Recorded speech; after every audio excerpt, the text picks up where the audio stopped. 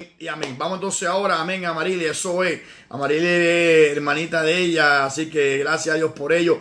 Vivian Enid y nuestro hermanito Naldi también piden oración por su mamá y Sarita también, amén, exacto. Ok, gracias mi hermano. Me lo recuerda 5 minutitos antes, please, para orar por ello también en nombre del Señor. Una tremenda mujer de Dios que la había conocido antes, pero se me había olvidado, como todas las cosas. Ya cuando uno llega a la edad de 47 años se le empiezan a olvidar unas ciertas cositas, pero cuando tuve la oportunidad de conocerla en estos días otra vez, de volver a verla, pues ya empezamos a recordar un montón de cositas, así que gracias a Dios por ella. Vamos a orar por ella entonces al final en el nombre del Señor. Me lo recuerda por favor mi hermanito. Así que Poca, te veo por ahí, Dios te bendiga. Capellana, Dios le bendiga. Vamos entonces al capítulo 8, que estamos hablando entonces en la noche de anoche. Estamos hablando del capítulo 8 del 1 hasta el 15. Por lo tanto lo vamos entonces a leer un poquito para poder tener constancia nuevamente en el nombre del Señor. Amén. Omar, gracias por recordármelo, varón. El 29 de este mes, que es el sábado que viene, estaré. ¿A qué hora es, Omar? Estaré en Río Grande, al aire libre, donde yo me crié, donde es Berto el Indio, donde estábamos nosotros así, ya tú sabes, cuando chamaco, pero le damos las gracias a Dios por ello, que voy a tener la oportunidad de poder compartir la palabra del Señor con esas personas que son bien importantes para nosotros.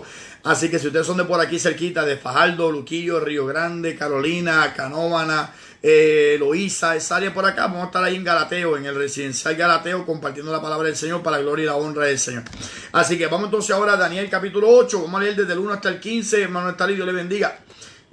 Vamos para acá, mire, esto fue hermano Nestalí, me acicaló un poquito ahí, así que le doy la gracia a Nestalí, así que le damos la gloria a Dios. Capítulo 8, del 1 al 15, para tener constancia de lo que estamos hablando. Le compartí con ustedes las fotos que yo le dije a ustedes de la Biblia mía, para que la tengan por ahí, así que la pueden recibir, tienen que estar ya posteada, está en mi página, y la pueden sacar de ahí para que ustedes las tengan. Es la visión de Daniel capítulo 2, acerca de las 5 partes de la imagen de Nabucodonosor. Entonces la segunda es Daniel capítulo 7, y también pues mira, pues ahí está Areli, pues nos veremos por ahí en el nombre del Señor. Pues vamos para allá entonces, Areli, si está por acá en Puerto Rico y está por aquí cerquita, nos vemos ahí en Río Grande. Así que en el momento que les compartí eso, tiene que ver también con las imágenes del capítulo 7, que son las 4 bestias que vio Daniel, que una de ellas era como león, que representa la cabeza de oro, que era Babilonia. La próxima era la segunda bestia era como un oso que se levantaba más de un lado que del otro, que eran los persas junto con el pecho y los brazos. La próxima era el vientre de bronce, que era los griegos, junto con la próxima bestia, que era un leopardo con 4 cabezas. Y también vemos entonces la otra parte, que era la bestia espantosa con 10 cuernos, que era lo mismo que las piernas, con los pies, con los 10 dedos, que era el imperio romano, y los 10 dedos con los 10 cuernos que representan el último imperio. Ahora, en la de ayer, o sea, junto con la que estamos estudiando el día de hoy, en la noche de hoy, que es Daniel capítulo 8, también tiene que ver con otras imágenes más. Estamos en el tiempo de Babilonia, el último rey de Babilonia, que es Belsasar, el nieto de Nabucodonosor. En el año tercero, o sea que de 20 años que él reina, le quedan 17 en el tercer año de su reinado, antes de que él fuera vencido. Pues empezó entonces él a gobernar, y en el tercer año entonces tuvo Daniel esta visión donde él veía que era un carnero, que venía del oriente hacia el occidente. Ese era los medo-persas. O sea, él veía cómo los medo-persas venían, por eso es que él está aquí, como quien dice, yo estoy acá en Babilonia y veo que viene hacia el lado de acá, viene hacia el lado oeste, o sea que de lo que es Irán viene hacia Babilonia, viene ese carnero que tiene 2 cuernos bien notables en la parte del frente, y viene entonces atacando y conquistando todo lo conocido en ese tiempo, y viene entonces haciendo guerra contra todas las demás bestias, y ningún otro reino pudo vencerlo a ellos. Esta bestia con estos 2 cuernos representa, como dijimos ayer, los medos y los persas, que aunque son 2 reinos unidos en un solo imperio, el imperio que nació luego, que es el más joven, es el que domina, que viene siendo entonces los persas. Los persas dominando sobre los medos, o sea, los persas sobre los medos. Ahora, dice Daniel que cuando él estaba mirando que venía por acá conquistando, yo me imagino él mirando así, como que venía hacia el lado de acá, y de repente ve que del otro lado, del oeste hacia el oriente, o sea, del occidente hacia el oriente, del oeste al este, viene entonces otro más, que es un macho cabrío. Y ese macho cabrío que viene también galopando, que ni siquiera tocaba el piso. Venía galopando, venía corriendo a las millas, que ni siquiera tocaba el piso. Está hablando de la agilidad, de lo rápido que ese imperio venía creciendo y venía conquistando, con un cuerno en el frente, que era Alejandro el Grande, que dice que cuando vino hizo guerra contra el carnero con los dos cuernos y derribó los dos cuernos, y por lo tanto la bestia quedó completamente destrozada, destruida porque no hubo quien se levantase en favor de esa bestia, que eran los medo-persas. Y este imperio que viene siendo entonces el carnero, que el macho cabrío, perdón, con el único cuerno, pues automáticamente conquista. Ahora, cuando él dice que él ve que el cuerno fue roto, que fue quebrantado, o sea, que murió Alejandro el Grande, entonces le sucedieron 4 imperios más de ese mismo imperio, que son los 4 generales que Alejandro el Grande tenía, en los cuales él dividió su reino entre ellos 4. O sea, que ya él entonces divide esta cosa, este reino, entre esas 4 personas. De esas 4 personas que él dividió los reinos, nosotros bíblicamente hablando, nos concentramos más entre Ptolomeo, que es el que conquistó el sur, y también Seleuco, que son los seleucidas, que son los descendientes de Seleuco, que dominaron entonces el área de Siria y el área de lo que es Mesopotamia, que es Babilonia, Irán, toda esa área de por ahí. O sea que nos concentramos en estos 2 imperios, en el imperio de los Seleucos y el imperio de los Ptolomeos. O sea, Ptolomeo era un rey que dominaba en Egipto, y Seleuco era el rey o el general que se convirtió en rey, que dominaba sobre Siria y sobre esa región de por allá. Siempre ambos reyes, tanto Seleuco como Ptolomeo, estaban peleando por la tierra gloriosa, por la tierra santa. Siempre la guerra era entre ellos 2. O sea, ya estamos viendo cómo entonces el reino de Grecia fue dividido en 4 partes, pero estas 2 partes, el Medio Oriente, es la parte que mayormente se concentra en la Biblia. ¿Por qué? Porque la Biblia trata mucho de la historia de Israel. O sea, esa es la razón por la cual no es que los demás sean menos importantes o nada de eso. Es que Dios se está concentrando mucho en Israel. Recuérdese que el propósito de Dios en la Biblia es probar y demostrar de dónde vendría su Hijo, de dónde vendría el Mesías para salvar la humanidad. Por lo tanto, Él tiene que contar la historia ahí. En ese lugar existía China, existía España, pero la única vez que menciona España es cuando Jonás fue y se fue hacia Tarsis. Tarsis es España, pero es donde único menciona España. O sea, Europa existía, pero no menciona Europa. O sea, hay muchas cosas que no se mencionan porque Dios se concentra en lo que está pasando con Israel, con su pueblo escogido, con la nación escogida por Dios, porque por ahí vendría entonces el Mesías. Dios entonces está declarando, mira todo el revolú que estas personas se metieron, que cada vez que eran conquistados por la rebeldía hacia Dios, Dios como quiera permitía que aunque fueran sometidos a obediencia o aunque fueran afligidos por un tiempo, se volvieran a Dios y Dios entonces los perdonaría.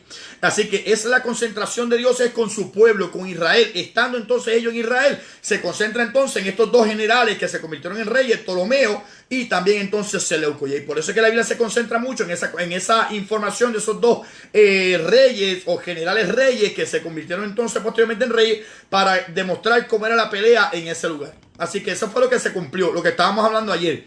Ahora, y comparte esto con alguien más, ¿sabes? Son temas importantísimos que casi no se tocan.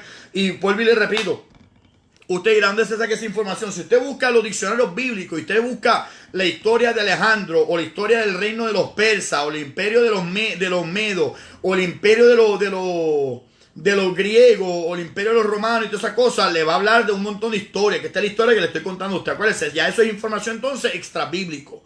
Uno, pues como no está en la Biblia, ese tipo de información lo puede confirmar por la historia, y comparando con la historia, se pone entonces a leerlo en la Biblia y dice, pues mira, esto representa esto está aquí porque esto estaba en la historia, y se comprende entonces en este lugar. Ahora, en lo que le dije el otro día de la Biblia católica, tiene unos libros que no son inspirados por Dios, pero son históricos. O sea, que no son inspirados por Dios, pero esos libros que son los Macabeos, primera Macabeo y segunda Macabeo, porque se sabe que no fue Dios que lo inspiró, que no fue el Espíritu Santo que lo inspiró. Número 1, porque habla mucho de la adoración a los santos, incita mucho a la intercesión de los muertos, incita mucho al purgatorio. O sea, hay cosas que no son bíblicas, por lo tanto fueron descartados como inspirados por Dios. Pero en el libro de Macabeos como tal, el final de segunda Macabeo, lo que dice el autor es esto. Escucha lo que dice el autor en 2 Macabeo. Escuche esto está violento. Mira lo que dice el autor del libro de Macabeo, que ahí nos deja saber que no fue inspirado por Dios. Pero mira lo que dice el libro de Macabeo. Cheque es esto. 2 Macabeo, se lo voy a leer ahora. 1 Macabeo, 2 Macabeo. Esta Biblia tuve que comprarla, ¿sabe? Para poder verla. 2 Macabeo, capítulo 15. Escucha lo que dice al final. 2 Macabeo 15, del 37 al final. Dice así. Así sucedieron las cosas relativas a Nicanor. Desde entonces la ciudad ha estado en poder de los hebreos. Y yo termino aquí mi narración. Dice Macabeo. Macabeo es una de las personas que pelearon contra Antíoco. Eso vamos a tocar otra vez ahorita para refrescar un poquito lo que estábamos hablando ayer. Y dice, si está bien escrita, o sea, ya hasta aquí terminó mi narración. Si está bien escrita y ordenada, esto fue lo que yo me propuse. Si es mediocre y sin valor, eso fue lo mejor que pude hacer. O sea, ahí nada más usted sabe que no fue inspirado por Dios. Porque el Espíritu Santo no va a decir, si quedó bien, eso fue lo que yo me propuse hacer, lo que quedara todo bien y ordenado. Ahora, si quedó mediocre o quedó mal ordenado o cosas como esas, pues, mala mía. O sea, hice lo mejor que yo pude. El Espíritu Santo no va a decir eso. O sea, ahí que sabemos entonces que no son libros inspirados por Dios, pero son libros que son historia. Y al ser libros de historia, todos los diccionarios bíblicos que usted va a leer, donde quiera que usted lea ese tipo de información acerca del reino de los persas, acerca del reino de los griegos, esa información lo va a encontrar en Macabeo. O sea, ellos lo encuentran de ahí, lo sacan directamente de Macabeo. O sea, que por eso es que lo tuve que comprar para poder entonces corroborar lo que dice la historia, que dice ahí en los Macabeos, y sí es lo mismo. O sea, es lo mismo, simplemente que no es inspirado por Dios, no se predica de ellos porque son libros que son históricos, que no son inspirados por Dios. Tampoco yo hizo Josefo. Josefo fue un historiador que existió en el tiempo de Cristo, nació en el 37 después de Cristo. O sea, nació después de la muerte y resurrección de Jesucristo, unos 7 años aproximadamente en Jerusalén. Diciendo que ese hombre llamado Flavio Josefo, que existió en el tiempo de los apóstoles, vio cosas, él las cuenta en su libro, que es el único historiador que tenemos por lo menos de ese tiempo, que se llama Flavio Josefo. Es un tremendo libro que ustedes lo pueden comprar también, se llama Flavio Josefo. Yo tengo ese libro porque yo doy esa clase en el Instituto Bíblico de los Defensores de la Fe en el distrito de Canóvana. O sea, yo doy esa clase, que es la clase de Josefo. Ahora, lo que no me gusta de Josefo es que tiene 3 problemas. Una es que se exagera, la otra es que se parcializa y la otra es que se sale del tema. Son 3 puntos que él tiene un problema grandísimo. Así que yo siempre lo explico de esa manera, pero es el único historiador que tenemos en ese momento de ese tiempo. Así que son historias que son buenas para uno conocerlas y relatarlo con lo que estamos leyendo entonces en la Biblia en cuestión de profecías pasadas. Profecías que en ese tiempo fueron futuras, pero ya ahora nosotros vemos que son profecías que ya son de pasado porque ya se cumplieron. Por lo tanto, la historia tiene que darme información acerca de esos eventos de que yo estoy leyendo entonces en la Biblia. Y eso se encuentra en Macabeo y se encuentra también en el libro que se llama de Flavio Josefo. La historia de Flavio Josefo, un historiador que tuvo que hacer una historia acerca de dónde vienen los judíos desde Génesis hasta su tiempo y aún después de su tiempo hasta que él murió. Así que son temas interesantes que de ahí es que se saca toda esta información de lo que estamos hablando en este momento. Ahora, en el capítulo 8, del 1 al 15, que lo vamos a leer otra vez, estamos hablando que tiene un doble cumplimiento o una doble referencia. El primer cumplimiento fue cuando después, unos aproximadamente 500 años después o 400 años después aproximadamente, se cumple en un hombre de Seleuco, o sea, de los seleucidas, de los que dominaron en Siria. Se levanta un hombre en el 175 a.C., o sea, los eventos de Daniel están pasando en el 553. Unos 400 años después aproximadamente, se levanta entonces un hombre llamado Antíoco. Antíoco el cuarto, conocido por él mismo como Antíoco Epífanes. Antíoco Epífanes, sí, exacto, cielo. La Biblia Católica tiene 14 capítulos de Daniel, que esos son libros que no son capítulos que no son inspirados por Dios, y además el capítulo 3 también tiene una oración que tampoco es inspirada por Dios. Exactamente, gracias, cielo. O sea que automáticamente cuando usted ve entonces que en ese tiempo, 400 años después de esta narrativa de Daniel, entonces se levanta un hombre de esa región que se conoce como los Seleucos o los Seleucidas, que dominaron entonces, una dinastía que dominaron entonces sobre Siria y sobre esa región, peleando siempre por Palestina. Se levanta ese hombre llamado Antíoco, autodenominado la manifestación de Dios. Antíoco, la manifestación de Dios. O sea, yo soy el Dios manifestado. Pues Daniel capítulo 8 habla de un tiempo que duraría el momento desde que este hombre gobierna, cambia las leyes y hace un montón de barbaridades para el sacrificio en el templo.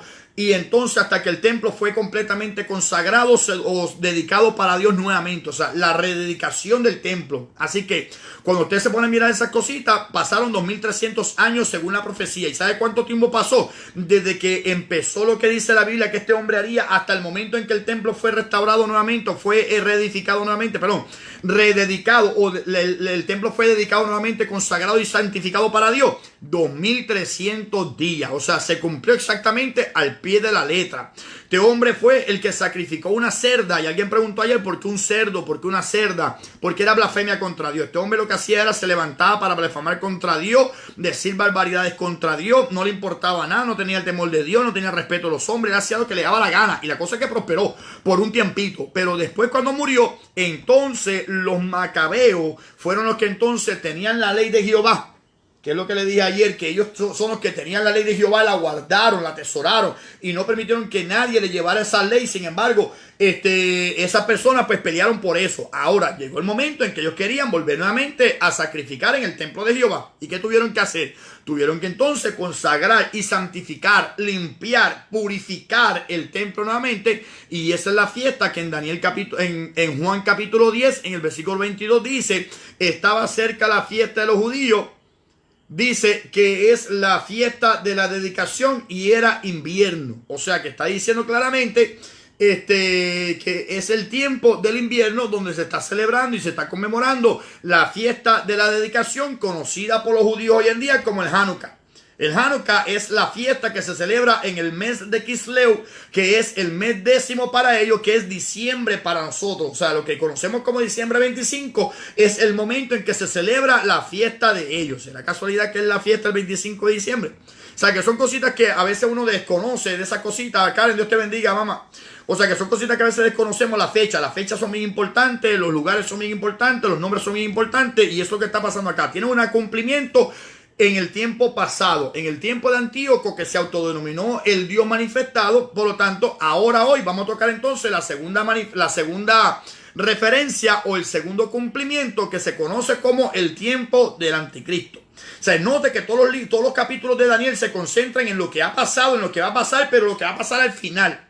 Y el final no se trata de otra cosa, sino que el tiempo en que Dios restaure todas las cosas. El tiempo en que Dios restaure completamente la adoración a Dios. O sea que automáticamente vemos cómo está hablando Dios acerca del tiempo final, que tiene que ver con eso, con la adoración, con la restauración de todas las cosas, o sea, el milenio. Por lo tanto, cuando dice el tiempo del fin o los tiempos finales, está entonces hablando de ese periodo. Vamos entonces a leer el capítulo 8 del 1 hasta el 15. Dice así la palabra del Señor. En el año tercero del reinado del rey Belsasar me apareció una visión a mí. Daniel, después de aquella que me había aparecido antes, en el capítulo 7. Vi en visión y cuando la vi yo estaba en Susa, que es la capital del reino en la provincia de Elam. O sea, lo que es la capital posteriormente desde allá de Persia, como dijimos ayer. Vi pues en visión, estando junto al río Utai. Que suelte aquí en este cielo. Ok, vamos para un momentito, espérate un momentito.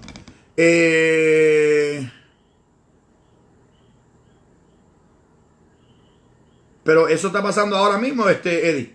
¿Él está ahora mismo en esa condición o es que está recaído y hay que orar por él al final del estudio? Para que me deje saber, please. Voy a ver algo aquí un momentito. Déjame chequear y leer esto un momentito. Así que el capítulo 8 lo vamos a leer otra vez hoy, pero es simplemente para poder compartir lo que estamos hablando para seguir entonces hacia adelante. Vamos a chequear lo que dice por acá un momentito, una oración. Déjame que descargue completo la foto. Oración, ok, esposo, recaer en el crack, estoy sufriendo mucho, ayúdeme, amén. Pues vamos entonces a orar en este momento, ok. Sí, pero quería saber si es que cayó ahora mismo y está metido en crack ahora mismo o es por fortaleza por ella. Así que vamos entonces a orar por esa petición en el nombre del Señor, una petición de nuestra hermana Nancy, para orar por ella en el nombre del Señor. Padre, en el nombre de Jesús te damos las gracias porque podemos acercarnos ante tu trono para orar en cualquier momento. Jehová, esta petición era necesario hacerla en este momento, mi Señor amado, y yo te pido que Nancy está pidiendo, Jehová Santo, la petición que ella pidió, que no la voy a mencionar, pero yo te la voy a presentar en mi corazón en este momento. Ella pide fortaleza, papá, por lo que está pasando en este momento. Tu palabra dice que no tenemos un sumo sacerdote que no pueda compadecerse de nuestras debilidades, sino uno que fue tentado en todo según nuestra semejanza, pero sin pecado. Acerquémonos pues confiadamente ante el trono de la gracia para alcanzar misericordia y hallar gracia para el oportuno socorro. Jehová, pues en este momento nos estamos acercando por fortaleza por ella, para que seas tú librando, Jehová Santo, a la persona que ella acaba de mencionar, de la situación que ella acaba de mencionar, Padre Celestial, para que tu nombre sea glorificado en su vida, que ella confíe, Jehová Santo, que ella sepa que estás en control, que ella sepa que hoy estábamos diciendo, Jehová, que conociéndote a ti con los nombres, con tus atributos, mi Señor amado, es una cosa importante para saber en quién hemos creído, en quién hemos confiado. Eso no quita, Jehová, que nos duele en el momento que estamos pasando por la situación. Eso no quita que el corazón nos lata más fuerte que al principio. Eso no quita que nuestra mente, Jehová Santo, se acelere un poquito la presión, y no quita tampoco, Jehová Santo, que a veces perdamos el sueño, perdamos el hambre. Sin embargo, en este momento, Jehová Santo, ya ha pedido la oración al grupo, mi Señor amado, para que tú seas fortaleciéndola y trayéndola, Jehová Santo, a una convicción de que todo estará tranquilo, de que todo está bien, Jehová Santo, para la gloria de tu santo nombre. Tú conoces la situación y yo te pido que de la misma manera como tú libraste a esta persona anteriormente, lo puedes volver a libertar nuevamente, Jehová Santo, aunque haya recaído en lo que haya recaído, tú lo puedes levantar en este momento, porque 7 veces cae el justo y Jehová lo levantará. Pues yo te pido que en esta ocasión vuelvas a levantarlo, papá, con un testimonio más poderoso, pero que él también decida, Jehová, el ponerle su parte, el buscar tu rostro, el meterse contigo, papá. Ponle una inquietud en este momento de que él se sienta, papá, con esa convicción tan grande de que necesito volver a casa, necesito volver al Señor, necesito meterme con Dios como nunca antes. Mientras tanto, que mi hermana esté tranquila, que mi hermana esté en paz, que esté fortalecida y que pueda seguir estudiando tu palabra y orando contigo, Jehová Santo, y sabiendo que tú estás en control. Te damos las gracias por esta petición en el nombre poderoso de Jesús de Nazaret, mi Señor amado. Y de igual manera, papá, de igual manera te pido, Jehová, que lo traigas conmigo a su hogar y que seas tú fortaleciéndolo, Padre amado, y que todo siga obrando para bien a los que te aman a ti, en este caso a nuestra hermana, Padre Santo, por nuestra hermana Nancy, en el nombre poderoso de Jesús de Nazaret. Nestalí también estaba pidiendo, papá, por el esposo de su cuñada, por una biopsia. Te pedimos de una vez, Señor amado, que seas tú glorificándote y que traigas también la sanidad, Padre Celestial, y que esta biopsia salga todo negativo en el sentido positivo para nosotros. Es cuestión de que salga todo bien, pero que salga negativo de cualquier otra situación, Jehová Santo, que sea una enfermedad o que sea alguna cosa peor. Yo te doy las gracias, papá, porque las cosas que te pedimos, te las pedimos con fe y conociendo que tú estás obrando grandemente en cada una de nuestras vidas. Así que gloria a tu nombre y te bendecimos en este momento, en el nombre poderoso de Jesús. David Fine, Dios me lo bendiga, varón. Hermano René, Dios me lo bendiga.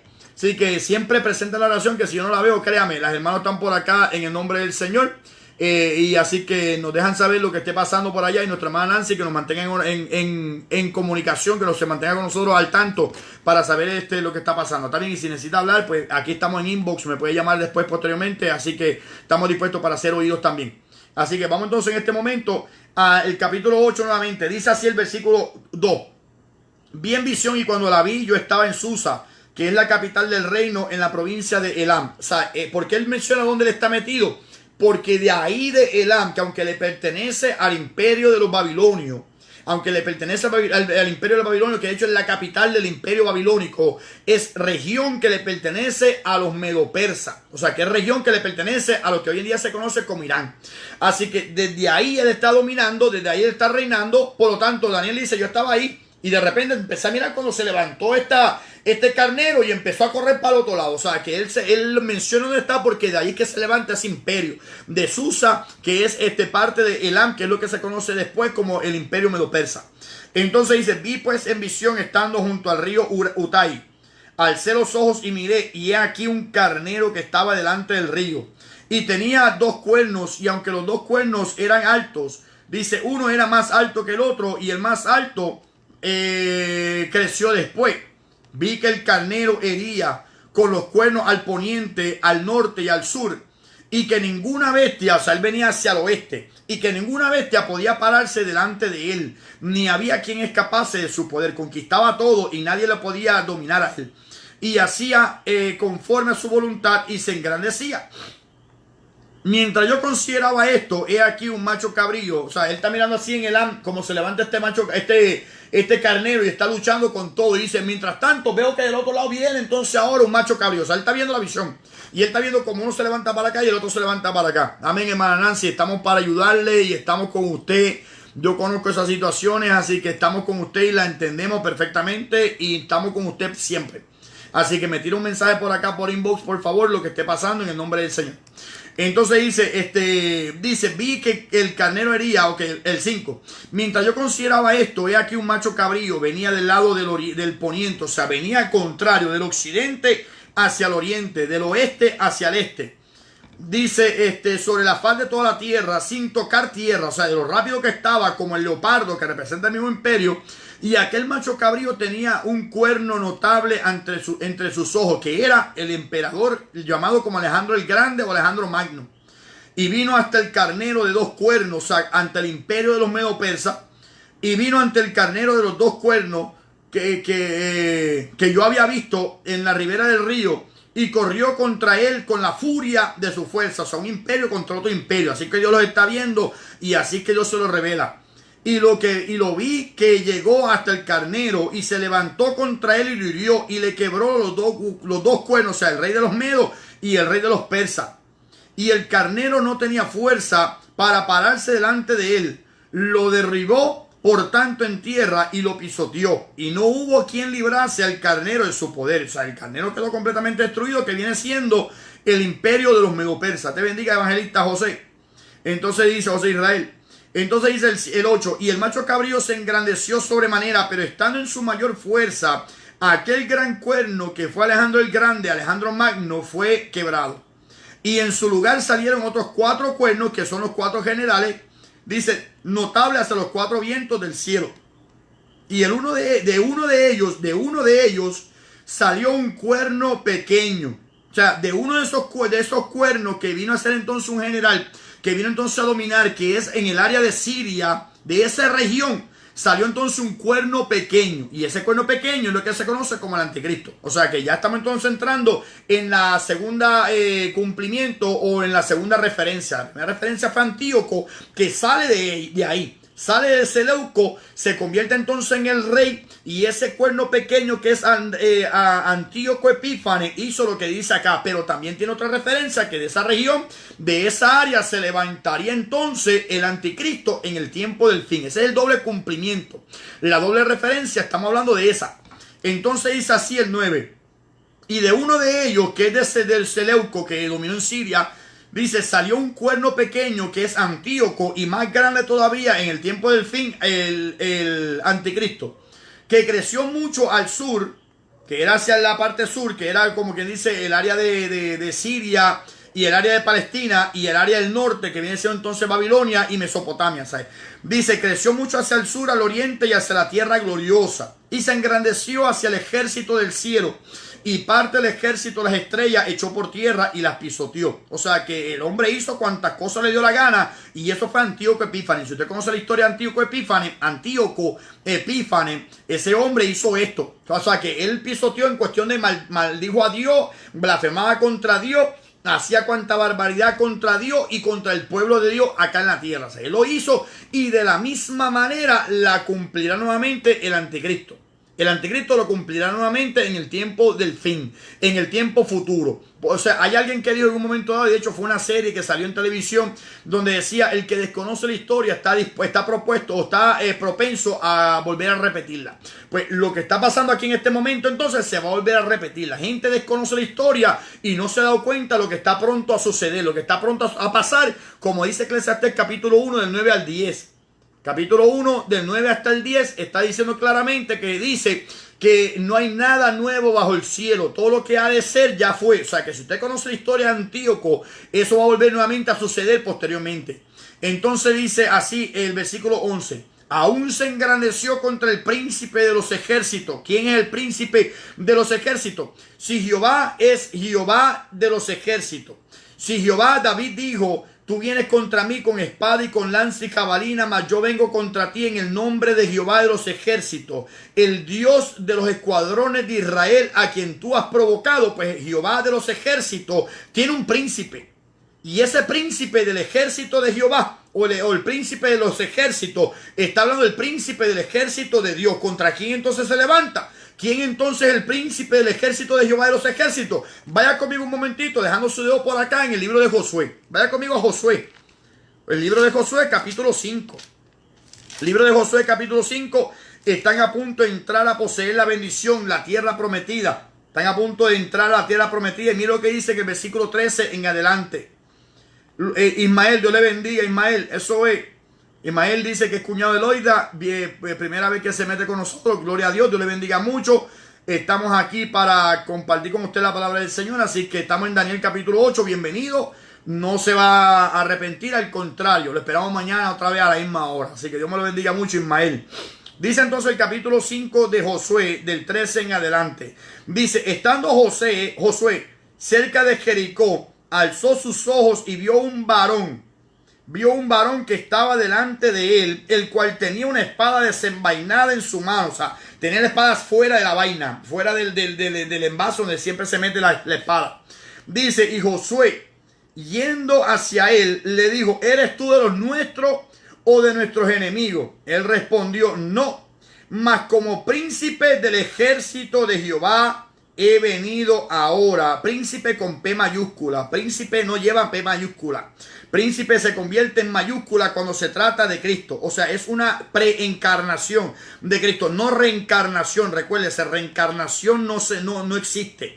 La reencarnación lo creen los budistas. La reencarnación es una creencia, una enseñanza del hinduismo. Así que no estamos hablando de la reencarnación. Preencarnación. Encarnación es que se hizo carne. Pues preencarnación es una manifestación de Cristo antes de manifestarse en carne. Una preencarnación. Antes de venir en carne cuando nació en la tierra a través de María y a través de el milagro que Dios lo puso a él en el vientre de María. Así que dice, no, mas como príncipe con P mayúscula del ejército de Jehová he venido ahora. Entonces Josué, postrándose sobre su rostro en tierra, le adoró.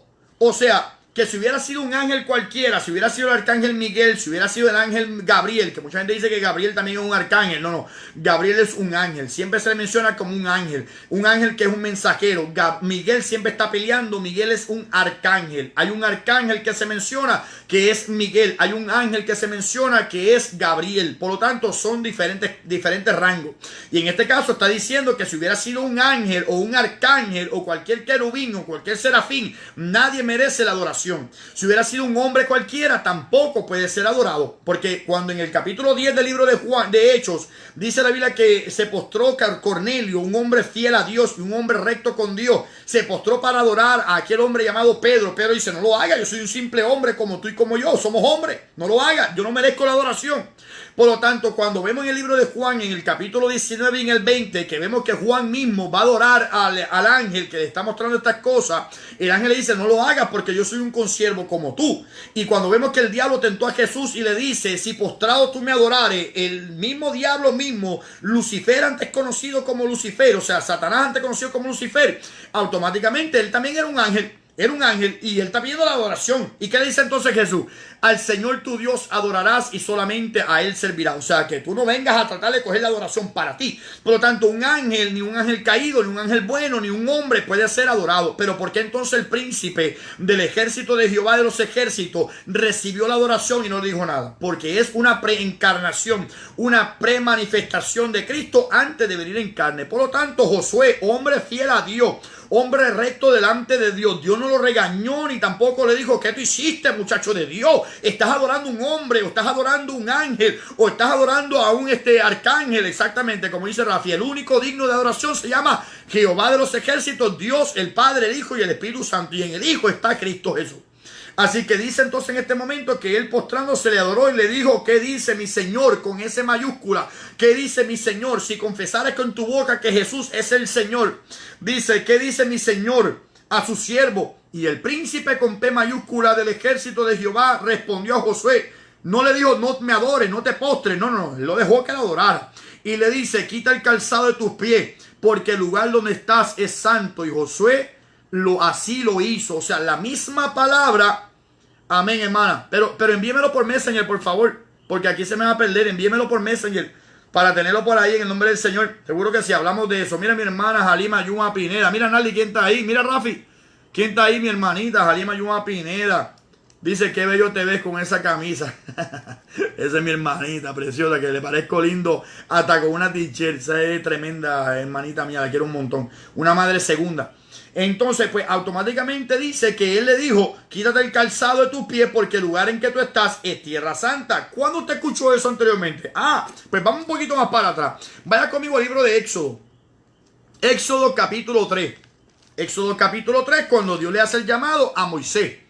¿Usted se cree que esto iba a ser fácil así de salirnos de aquí del capítulo 8 otra vez? Así de fácil. No es fácil así de fácil, no. Como decíamos por ahí, no es fácil, no. Entonces mira lo que dice en el capítulo 3 del 1 hasta el 5, pero nos concentramos en el versículo 5 y 6. Dice así, apacentando Moisés las ovejas de Jericó su suegro, sacerdote de Madián, llevó las ovejas a través del desierto, y llegó hasta Horeb, monte de Dios, y se le apareció el ángel de Jehová.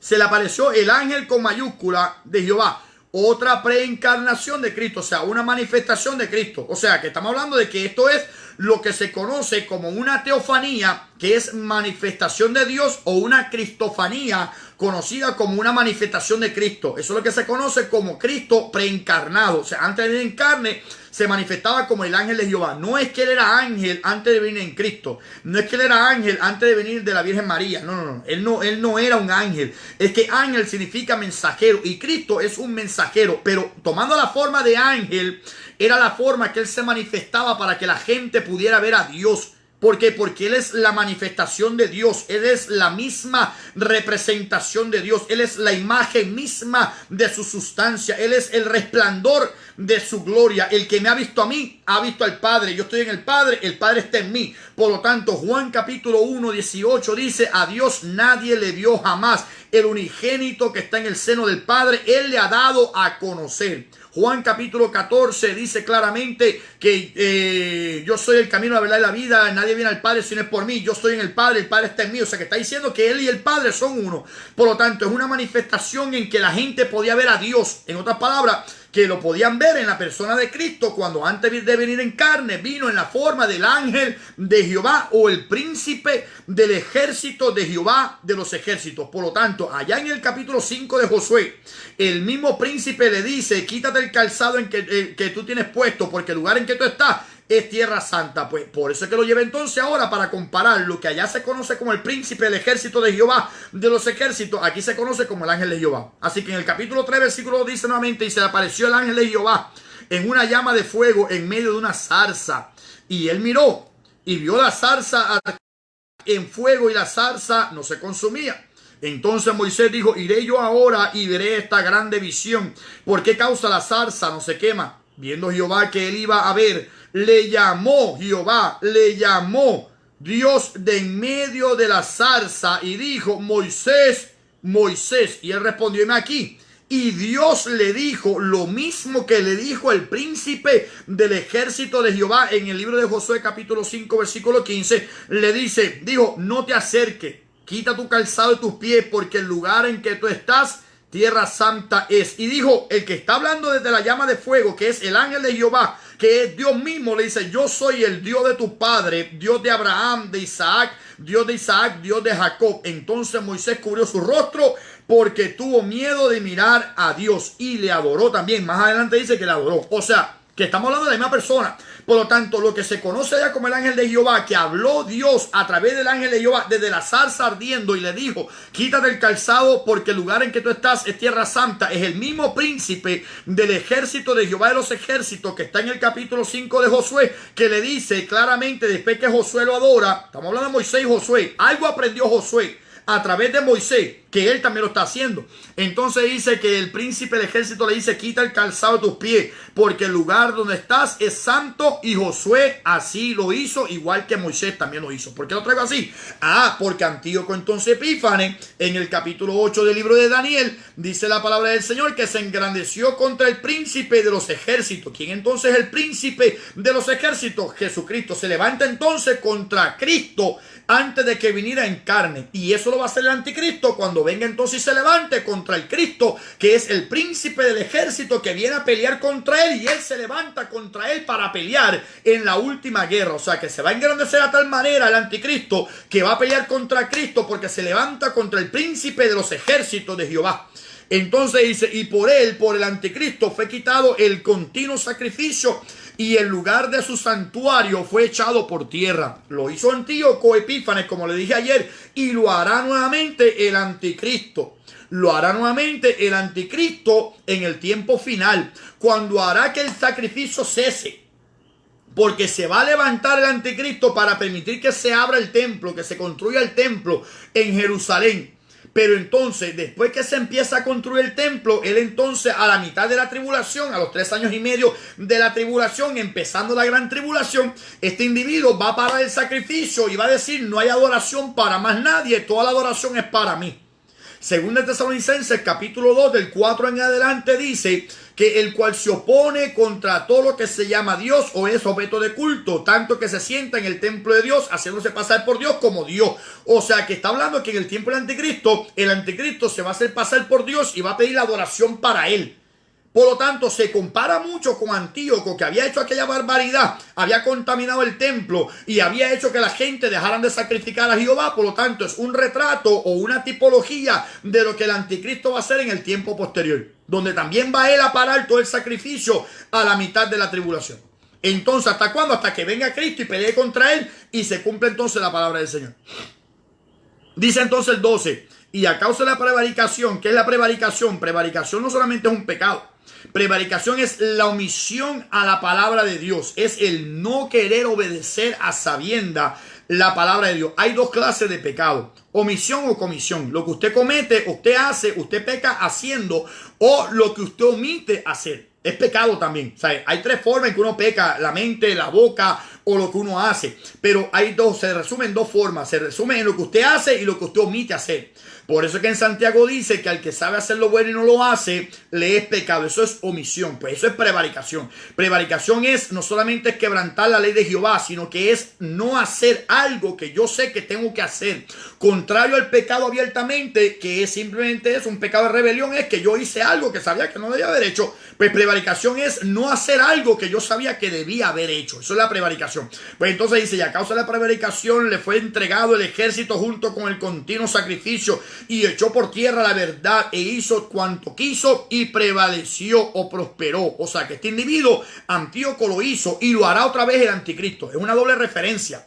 En la doble referencia al anticristo se le va a permitir hacer guerra contra el pueblo santo de Dios, contra el pueblo de Israel. Y lamentablemente para Israel, por haber rechazado a Cristo, va a tener que pasar por ese periodo. O sea que se le va a entregar entonces en mano del anticristo, como se le entregó en manos de Antíoco al pueblo de Dios, para que los quebrante, para que los humille, para que los persiga, para que haga cuanto quiera. Y lamentablemente va a prosperar por un tiempo. Entonces dice el 13, entonces oía a un santo que hablaba, que es un ser celestial, y a otro de los santos, que también es otro ser angelical. Preguntó a aquel que hablaba: ¿hasta cuándo durará la visión del continuo sacrificio y la prevaricación? O sea, desde que se saque la prevaricación, dice, asoladora, entregando el santuario y el ejército que para ser pisoteado. ¿Cuánto tiempo durará todo este periodo?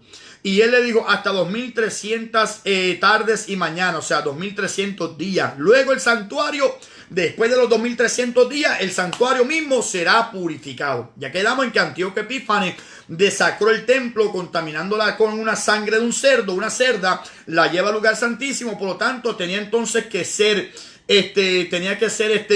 purificado, tenía que ser santificado. Así que fue entonces santificado a los 2300 días, que fue cuando Antíoco muere. O sea que Antíoco lo empieza en el 171 y lo termina en el 165 cuando él muere. Y después que él muere, el templo entonces fue santificado en lo que ya dijimos que es la fiesta de la dedicación. ¿Sabe qué? 2300 tardes y mañanas son 2300 días, que traducido en años son 6 años y 6 meses aproximadamente. O sea, casi 7 años. ¿Y cuánto dura la tribulación cuando el anticristo se gana el favor de todo el mundo? 7 años. O sea que va a empezar el anticristo con un reino de 10 naciones. Va entonces el anticristo a dominar sobre ese reino, que dominará sobre 10 naciones, a la misma vez el mundo entero. Y automáticamente, reinando por 7 años, ya a los 6 meses se supone que él empieza a actuar con una prevaricación, no haciendo cosas que debió haber hecho. ¿Hasta cuándo? Hasta que se cumplan 2300 días, que son 6 años y 6 meses. Y al final de los 6 años y 6 meses se cumplen los 7 años de tribulación. Cristo entonces desciende y entonces el templo que él va a contaminar, porque va a levantar una imagen dentro del templo de Dios y va a contaminar el templo de Dios, levantando la imagen para que la gente la adore. Entonces al final de los 7 años de tribulación, que se cumple no solamente 7 años, que son 2520, sino que se cumplen 2300 días, que son desde el momento en que él empieza a prevaricar contra Jehová, o sea, hacer cosas que no debe hacer y no hacer cosas que debió haber hecho, para el sacrificio los 3 años y medio, y entonces guerrea contra el pueblo de Israel hasta que se cumplan los 7 años. Entonces Cristo desciende y cuando mata al anticristo, entra entonces en el milenio y purifica el templo como se purificó en el tiempo de los macabeos. O sea, le voy a repetir todo eso otra vez porque está violento de verdad. Se lo voy a hacer entonces acá en la pizarra un momentito. Chequéense lo que estamos hablando. ¿Qué pasó en el tiempo de Antíoco? En el tiempo de Antíoco Epífanes. Se lo voy a hacer al revés porque lo tengo al revés. Pero ya mismo se lo voy a poner para que usted lo pueda ver y lo pueda apreciar un poquito más allá. Chequéense esto. En ese tiempo de Antíoco Epífanes, se lo voy a poner de esta manera. Son 2300 días que Antíoco Epífanes tenía desde el momento en que cometió la prevaricación, quita entonces el continuo sacrificio hasta que él muere. Cuando él muere, aquí está la muerte de Antíoco. Aquí comienza la prevaricación. O sea, lo que debió haber hecho no lo hacía. O sea, que era rebeldía en contra de Jehová. Prevaricación. Hasta la muerte. ¿Hay cuánto? 2300 días. 2300 días son 6 años y 6 meses. 6 años y 6 meses en el calendario judío. Eso me tomaría un poquito de tiempo el poder explicárselo, pero son 6 años y 6 meses desde el momento que empieza la prevaricación en el año 171 antes de Cristo hasta el año 165 antes de Cristo que él muere.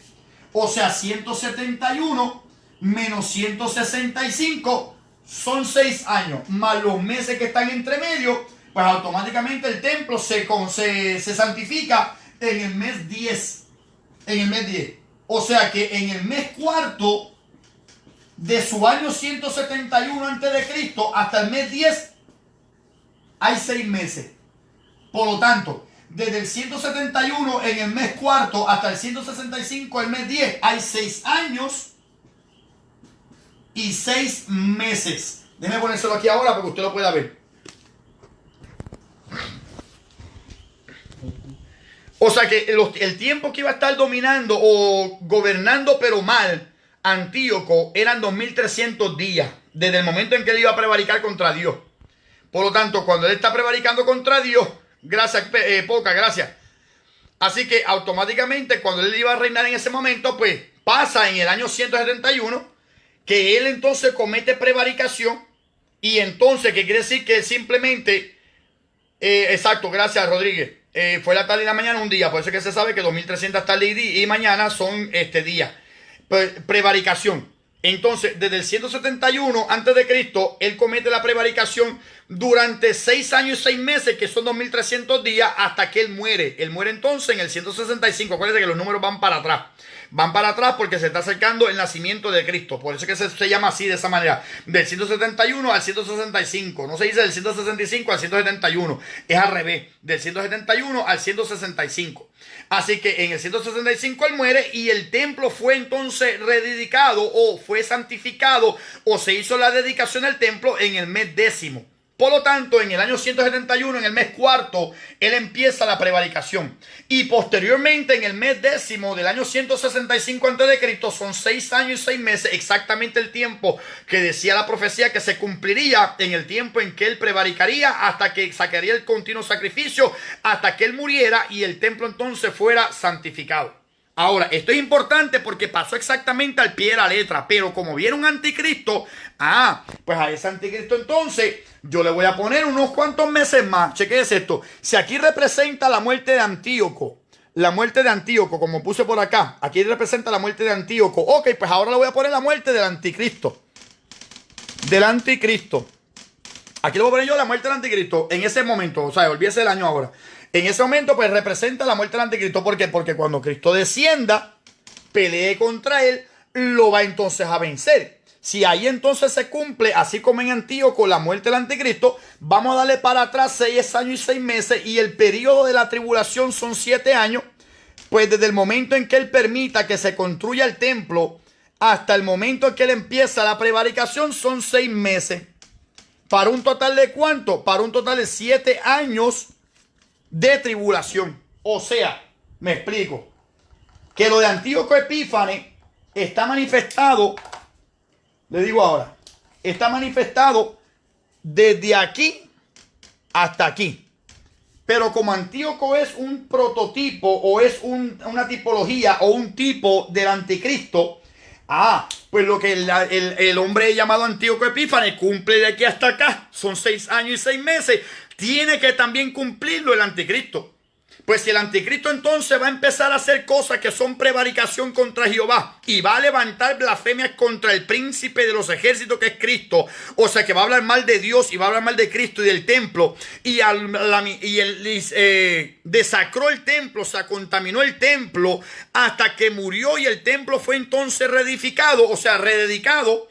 Pues automáticamente entonces el anticristo también va a hacer lo mismo. El anticristo empieza entonces un pacto, viene entonces el arrebatamiento. Acuérdense, el arrebatamiento es lo primero que pasa.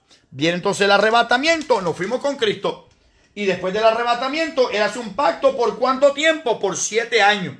Haciendo el pacto con 7 años, él va a permitir que el templo se construya. Claro, el templo se va a construir. Y cuando de repente haga pacto hasta que el templo se construya, él empieza la prevaricación. Entonces, a la mitad de la tribulación, que es a los 3 años y medio, él empieza entonces a levantarse contra el templo, levanta una imagen, levanta una estatua, que la gente la quieran adorar, para que entonces, 3 años y medio después, él empieza a pelear contra el pueblo de Israel, se levanta contra ellos, blasfema contra Dios, ¿hasta cuándo? Hasta que Cristo descienda, lo destruya, lo mata, igual como pasó con Antíoco Epífanes.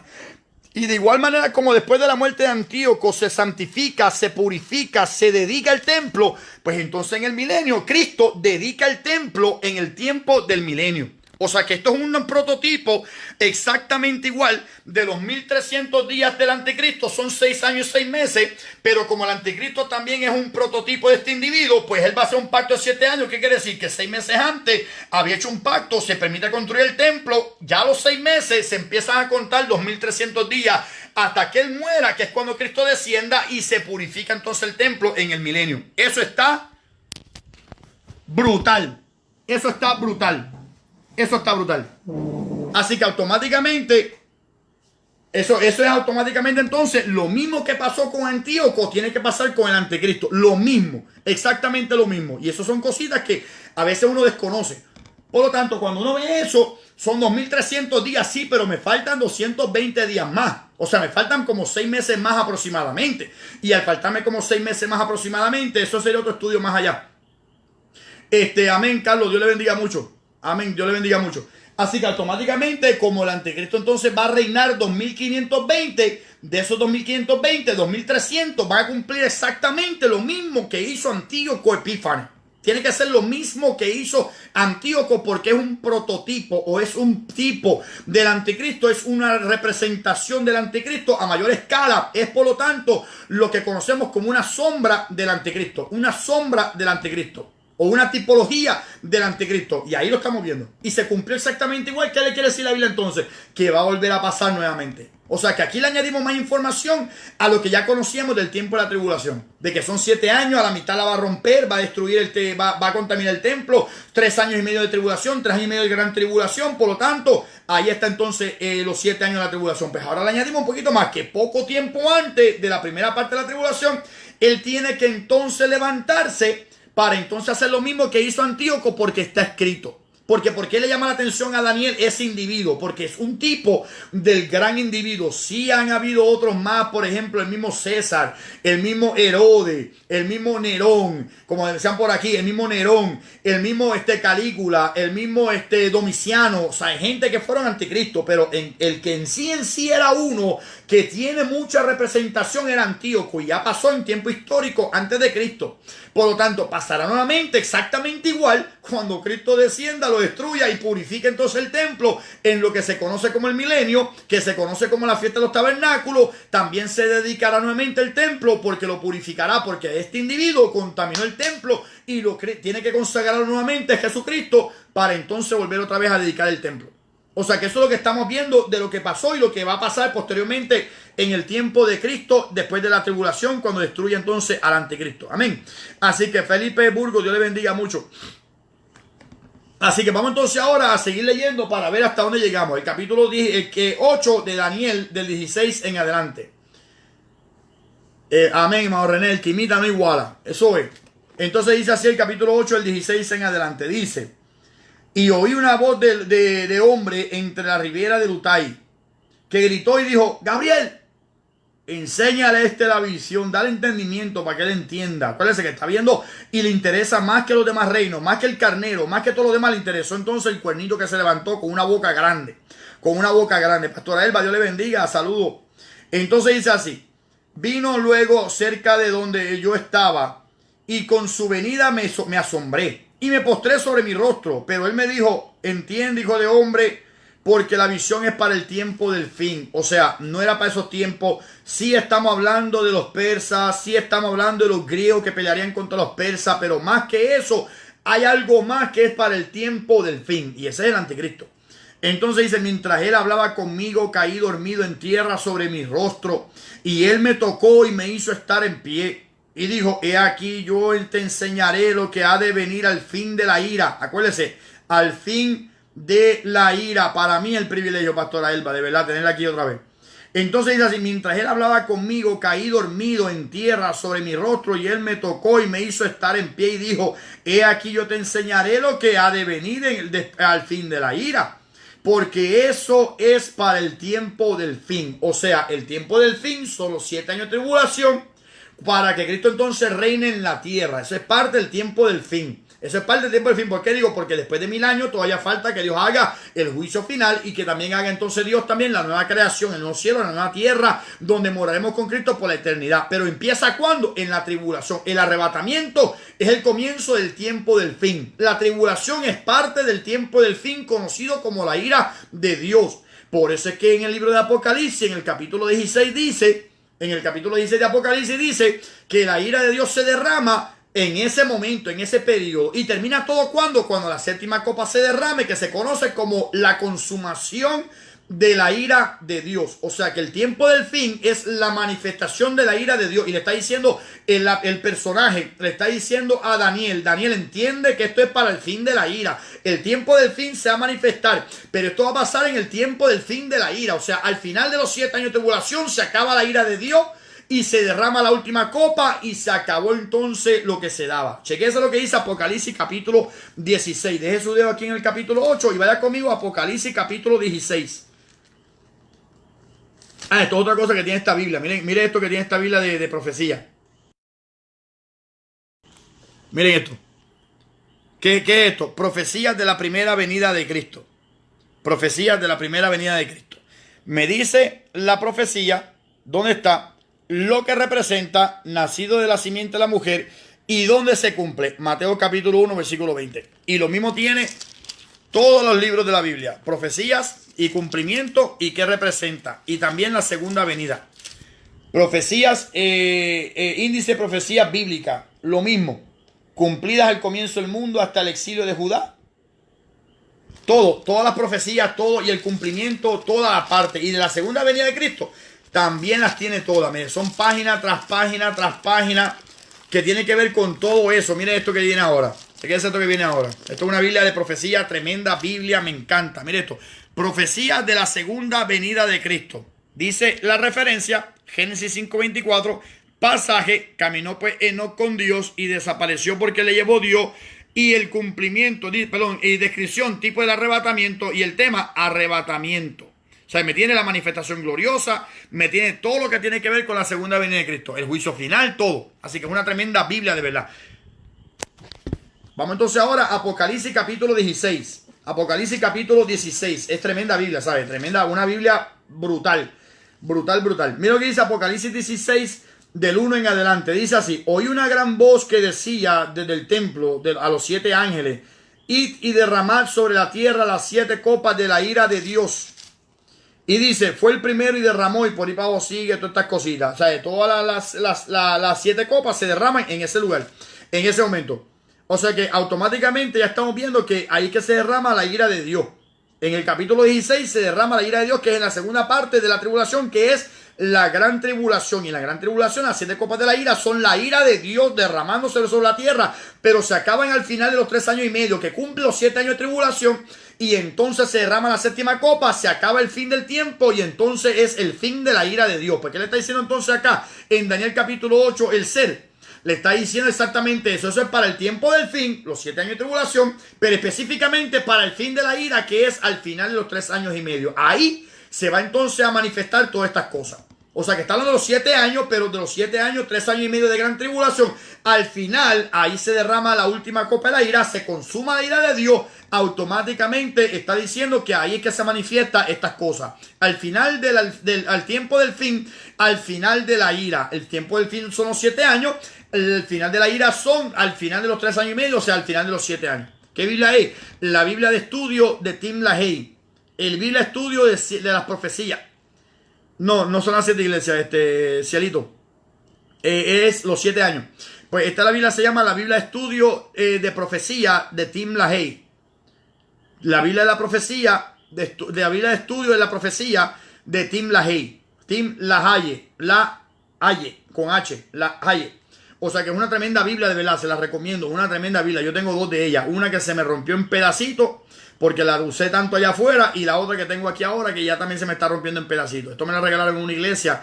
Me dice, como usted no acepta dinero, pues le vamos a regalar una Biblia. Me regalaron una Biblia, o sea que de verdad que fue una bendición bien grande. Así que ya entonces estamos viendo lo que está pasando. Está diciendo el tiempo del fin, que son los 7 años antes de manifestar el milenio. Y además de eso, el tiempo del fin de la ira de Dios, que es cuando se derrame la última copa, que es al final de los 7 años. Así que dice entonces el próximo versículo.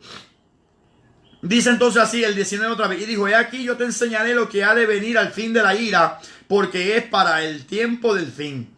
En cuanto al carnero que viste, que tenía 2 cuernos, estos son los reyes de Media y de Persia. O sea que automáticamente ya explicamos eso, que el carnero con los 2 cuernos representa al rey de los medos y al rey de los persas, que juntos uno es más grande que el otro. ¿Por qué? Porque uno vino después, que es el rey de Persia, pero dominaba sobre los medos. Entonces dice, el macho cabrillo es el rey de Grecia, que es Alejandro el Grande. Alejandro el Grande, que dominó sobre Grecia, y él a su vez gobernó sobre los medopersas. Dice, y el cuerno grande que tenía entre sus ojos es el rey primero, que es Alejandro el Grande. Alejandro el Grande. Y dice 22, y en cuanto al cuerno que fue quebrado, que fue Alejandro el Grande cuando murió, y sucedieron 4 en su lugar, significa que 4 reinos se levantarán de esa nación, aunque no con la fuerza de él. Y al fin del reinado de estos, cuando los transgresores lleguen al colmo, se levantará un rey altivo de rostro llamado Antíoco Epífanes. Dice, y entendido en enigma, un tipo con sabiduría. Dice, y su poder se fortalecerá, mas no con fuerza propia. ¿De quién recibió entonces fuerza este hombre Antíoco Epífanes? Dice aquí que no fue con fuerza propia, no fue con fuerza humana. ¿Por qué? Porque él representa, o él es un tipo del anticristo. Y el anticristo recibirá poder ¿de parte de quién? De parte del diablo. Por lo tanto, Antíoco es un prototipo del anticristo. Por lo tanto, Antíoco tiene que haber recibido el poder y la autoridad de parte del diablo, y actuó exactamente como actuará el anticristo en tiempo del fin. ¿Y de parte de quién recibe el anticristo el poder? De parte del diablo. Deje su dedo aquí en el versículo 24 y vaya conmigo a 2 Tesalonicenses. 2 Tesalonicenses, entre muchos versículos, pero vamos a 2 Tesalonicenses un momentito para que usted vea algo. 2 Tesalonicenses capítulo 2. 2 Tesalonicenses capítulo 2. Dice así, el 7.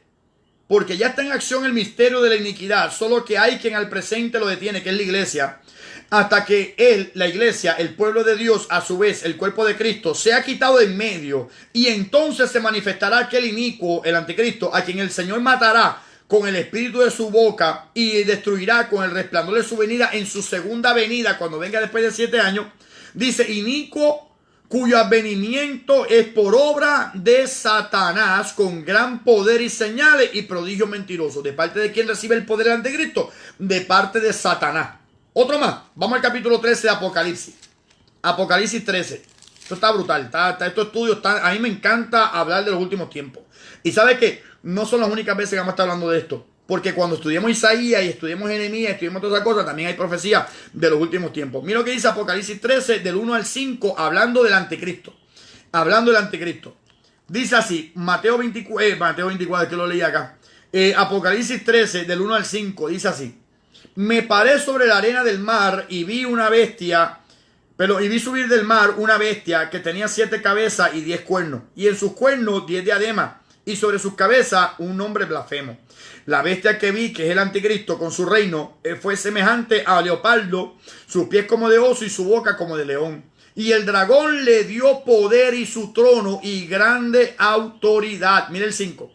Dice, también se le dio boca que hablaba grandes cosas y blasfemia, y se le dio autoridad para actuar 42 meses, 3 años y medio. Por lo tanto, ¿de parte de quién recibe el poder? El dragón le dio su poder y su trono y grande autoridad. Por eso es que dice entonces la profecía, dice, al fin del reinado de estos, en el capítulo 8, versículo 23 de Daniel, al fin del reinado de estos, cuando los transgresores lleguen al colmo, se levantará un rey altivo de rostro y entendido en enigma, y su poder se fortalecerá, mas no con fuerza propia, porque el dragón le dio su poder y su autoridad, y su reino y gran autoridad. Y dice de 2 Tesalonicenses capítulo 2, versículo 9 al 10, donde dice, inicuo cuyo advenimiento es por obra de Satanás. O sea que Satanás, el diablo, el dragón, la serpiente antigua, Lucifer, es el que le da entonces el poder a Antíoco, y es también el que le dará el poder entonces a el anticristo. Entonces dice, y causará grandes ruinas, lo hizo Antíoco, lo hará el anticristo. Y prosperará, lo hizo Antíoco, lo hará también el anticristo. Y hará como le dé la gana, arbitrariamente, lo hizo Antíoco, lo hará el anticristo. Y destruirá a los fuertes y al pueblo de los santos. Lo hizo el Antíoco, lo hará también entonces el anticristo. Peleará contra el pueblo de Dios y lo va a buscar y va a matar mucha gente cuando el anticristo también los decapite. Entonces dice el 25, con su sagacidad, con su astucia, con su malicia, hará prosperar el engaño en su mano, porque viene con un pacto supuestamente de paz. Dice, y en su corazón se engrandecerá, porque se volverá altivo y soberbio. Dice, y sin aviso destruirá a muchos. ¿Por qué? Porque cuando digan paz y seguridad, 1 Tesalonicenses 5:3, cuando digan paz y seguridad, de repente vendrá destrucción sobre ellos. O sea, destrucción repentina vendrá sobre ellos y no escaparán como la mujer encinta. Por lo tanto, de la nada, cuando digan paz y seguridad, estamos tranquilos porque hizo un pacto con nosotros por 7 años, estamos tranquilos, estamos en paz. Entonces destrucción repentina vendrá sobre ellos. ¿Qué dice entonces aquí? Sin aviso destruirá a muchos y se levantará contra el príncipe con P mayúscula de los príncipes cuando Cristo descienda a pelear contra él. Dice, pero será quebrantado porque pelearán contra el Cordero y el Cordero lo vencerá. Aunque no por mano humana, porque Cristo que viene es Dios viniendo a la tierra. O sea, que el anticristo hará arbitrariamente, como le da la gana. Con su sagacidad, con el pacto que hizo de paz por 7 años, de repente engañó a muchos. Hará un pacto con muchos. Lo vamos a estudiar mañana en el capítulo 9. Por lo tanto, cuando dice que de la nada, o sea, cuando estén sin aviso, que estén tranquilos, que estén en paz, vendrá entonces y causará grandes ruinas y se levantará inclusive contra el príncipe de los ejércitos, que es Cristo, cuando venga Cristo a pelear contra él.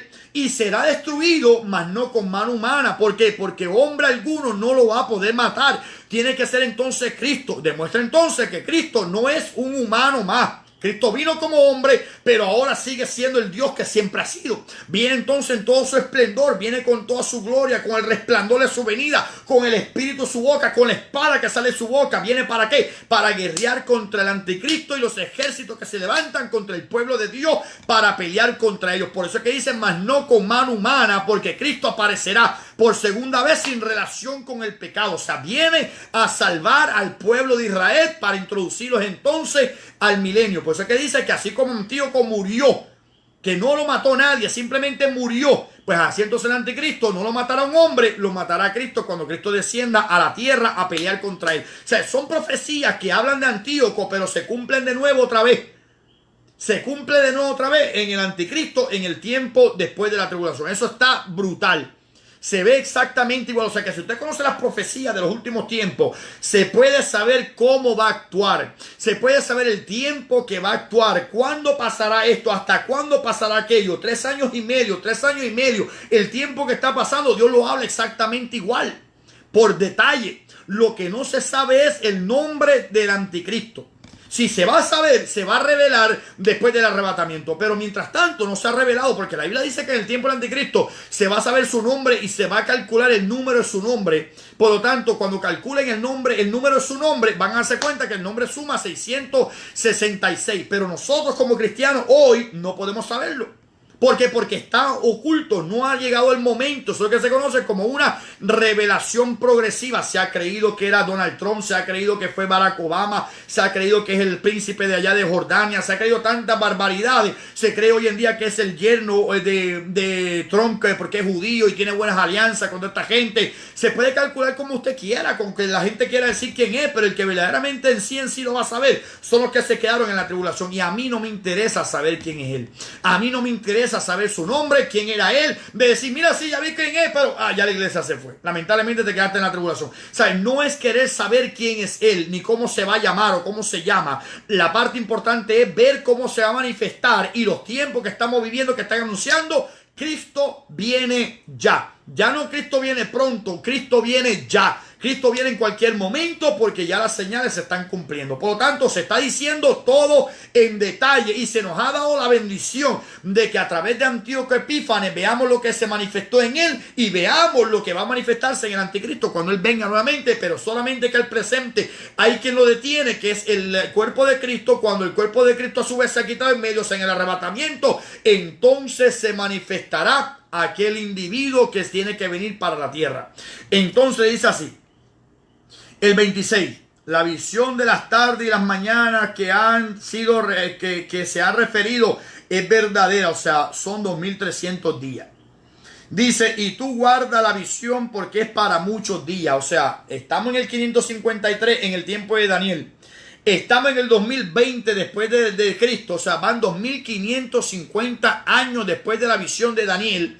Y dice, y todavía no se ha manifestado, pero es para estos días. Por eso que dice, es para muchos días. O sea, van 2520 años y todavía no se ha manifestado. Por eso que Dios le está diciendo, o el ángel le está diciendo aquí a Daniel, le está diciendo, automáticamente le está diciendo, esto es para muchos días. O sea, esto no es para ahora, esto no es para estos días, esto es para el mes que viene. No. Esto es para el tiempo del fin. Por tanto, aunque se manifestó en Antíoco, está hablando de que es para el tiempo de nosotros. Después de 2020, después de Cristo, automáticamente en cualquier momento se manifiesta lo que la Biblia dice que se ha de manifestar. Ahora, punto y aparte. ¿Por qué digo esta parte? Mira lo que dice otra vez el 26. La visión de las tardes y las mañanas que se ha referido es verdadera. Es verdadera. Y tú guarda la visión porque es para muchos días. Cuando dice que la visión de las tardes y las mañanas se ha referido es verdad, que se ha referido es verdadera, está diciendo son días. Son 2300 días. ¿Por qué traigo esto? Hay veces que Dios cambia días por año. Por ejemplo, el pueblo de Israel estuvo 40 días en el desierto, en la tierra prometida, viendo, inspeccionando, espiando la tierra. Pero cuando regresaron después de los 40 días, provocaron que el pueblo dudara de las promesas de Dios. Eso hizo que por cada día que estuvieron en la tierra prometida se cumpliera un año por cada día. O sea que Dios le dice, 40 días estuviste allá, 40 años estarás en el desierto, día por año. Posteriormente en el libro de Ezequiel capítulo 3, Dios le dice a Ezequiel, acuéstate sobre tu lado izquierdo 390 días por los 390 años que la nación del norte, o sea Israel, se rebeló contra mí. Cuando se acaben los 390 días, por los 390 años que ellos se rebelaron, te vas a acostar sobre el lado derecho 40 días por los 40 años que el pueblo de Judá se rebeló contra mí. Un total de 430 días, un día por cada año. Año por día, día por año te lo he dado. Pues en el Nuevo Testamento Jesús estuvo 40 días en el desierto porque el pueblo estuvo 40 años en el desierto, ¿sabes? Dios hace eso, pero en este caso está diciendo la visión de las tardes y las mañanas es certera, es verdadera, o sea, es firme. No son años, son días. Son 2300 días que van a pasar, que pasaron del tiempo que Antíoco prevarica hasta el tiempo que el templo fue rededicado nuevamente, fue santificado, fue purificado, fue la dedicación del templo, fueron 2300 días. Y en el tiempo del anticristo, dentro de los 7 años que él tiene para reinar, que son 2520 días, hay 2300 días que él va a hacer lo que dice aquí la Biblia que va a hacer. Después de 6 meses que él haga el pacto con ellos, que les permita construir el templo, entonces empieza la prevaricación, se acaba el continuo sacrificio y entonces prevarica contra el pueblo de Dios, peca contra el pueblo de Dios, los persigue hasta que Cristo venga y lo destruya lanzándolo al lago de fuego. Por lo tanto, se va a cumplir en los días, día por día. O sea, es día, son días, se acabó. No son años. ¿Por qué lo traigo de esta manera? Porque los adventistas del séptimo día piensan que esos años, 2300 días, se cumplieron desde el momento en que empezó en la profecía dada a Daniel hasta el 1844. Se cumplió entonces ahí, donde ellos alegan que Cristo entonces ahí entró entonces en el santuario. ¿Sabe? Eso es para tratar de cuadrar una doctrina. Usted se tiene que acordar algo. Usted no tiene que cuadrar la Biblia a su doctrina. Su doctrina se tiene que cuadrar a la Biblia. Usted no tiene que tratar de arreglar la Biblia para que encaje y quepa en lo que usted quiere enseñar. Su enseñanza tiene que encajar en lo que la Biblia enseña. Me explico. Lo que yo enseño tiene que estar basado en la Biblia. Como siempre yo le he dicho, una de las reglas de interpretación es que la Biblia, no un libro, la Biblia, no cualquier otro libro, la Biblia es su propio intérprete. Por lo tanto, si la enseñanza que yo estoy buscando me va a hacer como que chocar con la enseñanza bíblica, yo no tengo que tratar de cuadrar la Biblia a mi enseñanza. Yo tengo que ver que mi enseñanza tiene algo malo que no encaja con la Biblia. Los testigos de Jehová han hecho lo mismo. Los testigos de Jehová, al tener su doctrina, usaban antes la Reina Valera, pero al ver que su doctrina contradecía lo que la Reina Valera decía, ¿qué hicieron ellos? Cambiaron entonces completamente la Biblia y la hicieron entonces las Sagradas Escrituras, donde le cambiaron un montón de versículos que prueban que Jesús no es Dios.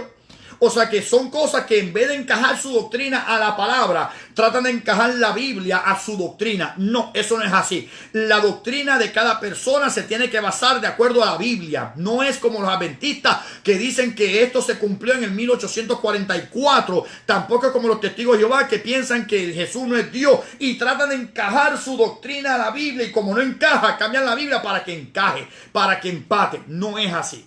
Y en este caso lo traje de esa manera porque dice claramente la visión. ¿Por qué enfatiza la visión de las tardes y las mañanas? Porque estamos hablando de días, no estamos hablando de años, estamos hablando de días. Días que esto está diciendo 2300 días. Pasaron el tiempo de Antíoco, pasarán 2300 días en la tribulación. En el tiempo de la tribulación habrá ese periodo de 2300 días también, donde son 2520 días la tribulación, pero de esos 2520, 2300 pasará lo mismo que pasó en el tiempo de Antíoco Epífanes. O sea, son cosas que uno tiene que pensar y decir, pues si me enfatiza en el punto de que la visión de las tardes y las mañanas es verdadera, no está diciendo entonces que son años, son simplemente para no dejar lugar a ninguna otra interpretación, son días, son tardes y mañana, un día, no dice un año, es un día. Por lo tanto, eso se va continuamente en el tiempo del anticristo. Y dice el último versículo, y yo, Daniel, quedé quebrantado. Me dio una clase de dolor en el corazón.